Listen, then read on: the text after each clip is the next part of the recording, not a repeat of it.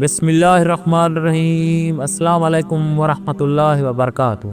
नाज़रीन इकराम, आज हम आपके साथ शाह साहब का एक ऐसा वाक़या शेयर करने वाले हैं जो आप सुनकर हैरान रह जाएंगे।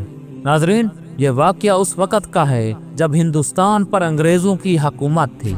सैयद अताउल्लाह शाह बुखारी रहमतुल्लाह अलैह अपनी खिताबत और बेबकी की वजह से अंग्रेज़ हुकूमत की नज़र में हमेशा खटकते रहे।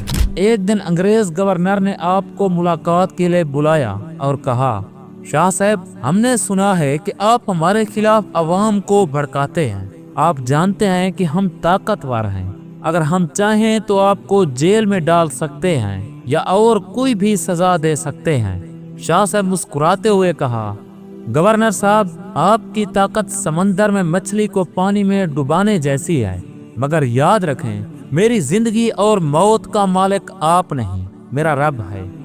शाह साहब ये कहकर अपनी जगह से उठकर कहा, मैं सच बोलने से कभी पीछे नहीं हटूंगा, चाहे आप मुझे कैद कर दें या कत्ल कर दें। नाजरीन, ये जवाब सुनकर गवर्नर हैरान रह गया और कहने लगा, हमने आज तक ऐसा दिलेर इंसान नहीं देखा।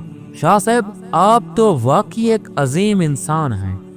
दुआ करते हैं कि अल्लाह पाक हमें दीन की सही समझ अता फरमाए और इसे दूसरों तक पहुंचाने की तौफीक अता फरमाए।